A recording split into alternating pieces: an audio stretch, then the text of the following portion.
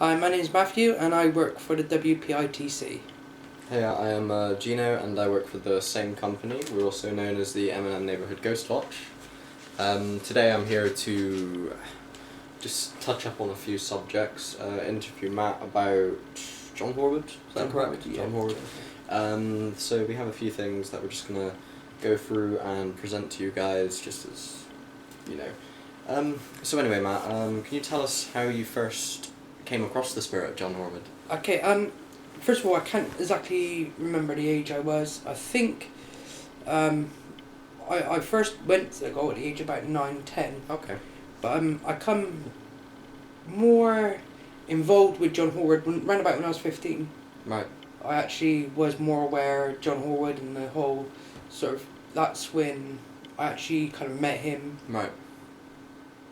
So, do you remember some of the first conversations you had with him, or, like, certain important things that he told you or may not have told you? Well, I remember one time I come home from school and I spent a lot of time at the old goal. I mean, as a child I was quite solitary. Okay. Like, I like to be by myself. Yeah. And I was sat on the second floor of the goal and he approached me and we just sat there for a good 4 to 5 hours talking.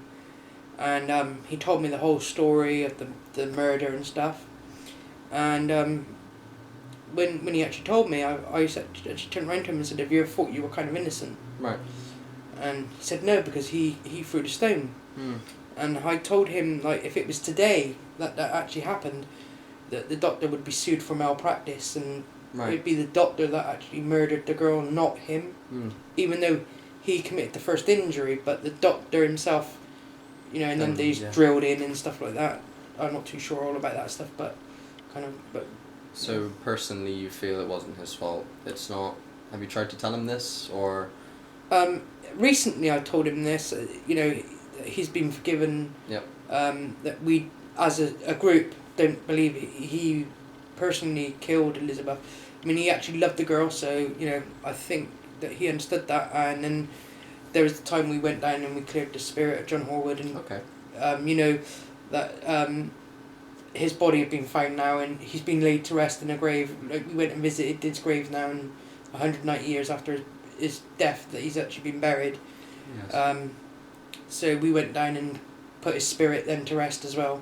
Okay. So the John Horwood story has come to like an end now. Right, so, it's come to an end and it's all been rounded off with John Horwood, his physical body and his spirit has been laid to rest. But personally, how do you feel about the story of John Horwood? How does it, like, affect you? I actually really love the story of John Horwood. I mean, it comes in different ways. Sometimes you feel happy, sometimes it's emotional. Yes.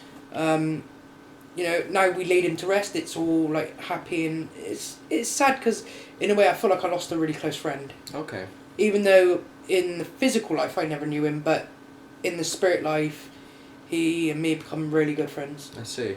Okay. He actually wrote a poem, didn't he? He did write a poem, yeah. It's very hard to come by, but we have actually got a copy of John Horwood's poem. You have passed this on to me. Would you like me to read No, this? you carry on. Okay, thank you.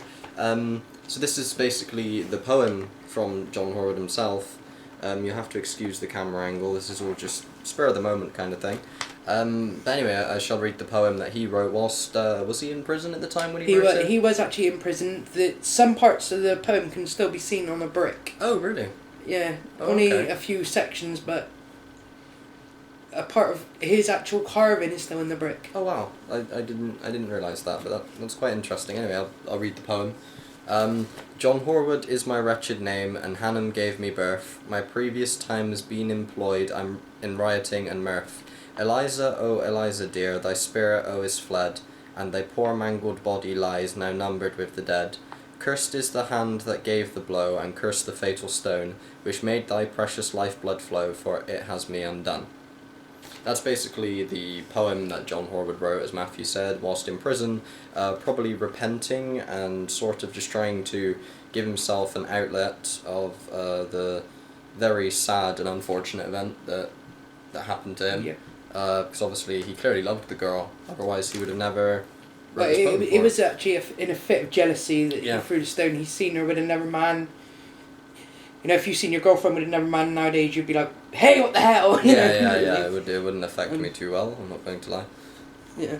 So it's like the whole fit jealousy thing, and he went after her, and I personally do not feel that he actually meant to hit her with the stone, but hey, to get her attention. Just like a fit sort of thing, just Yeah. like fit of anger, didn't mean to do it, didn't want to, Yeah. it just happened. All spur of the moment. And unfortunately she died from the injuries that the doctor gave her, because, I mean, she lived for 4 or 5 days after, and then the doctor decided to operate. Oh. So I really do feel that the doctor was more to do with the murder. And the fact of how they treated him afterwards by binding his skin into a book. Yeah. And then keeping him in a closet for 190 years with the rope that was used to kill him around his neck is an insult. And the fact is now the book is actually on show at Emshed Museum. Yeah, which is located where the grounds used to be. Exactly, off on the entire place. prison. Yeah, Yes. I think that is like an insult to the wounds. I think what they should do is obviously take the notes from the book. Yeah, of you know, course. because they're historical.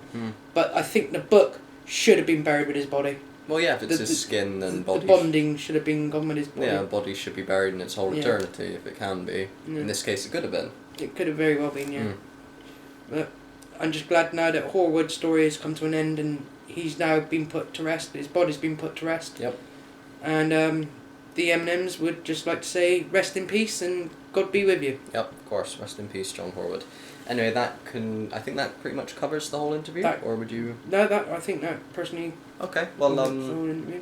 thank you all for watching this video. We hope that it's helped to give you more of an outlook at our human side of things, as well as we actually care about these stories. This being a very personal one for Matthew and himself. Sadly, I don't have one, but I'm sure in time over the years we will. So we'd like to say thank you for that, and we'll see you next time. And thanks for watching our video. Yep. Bye.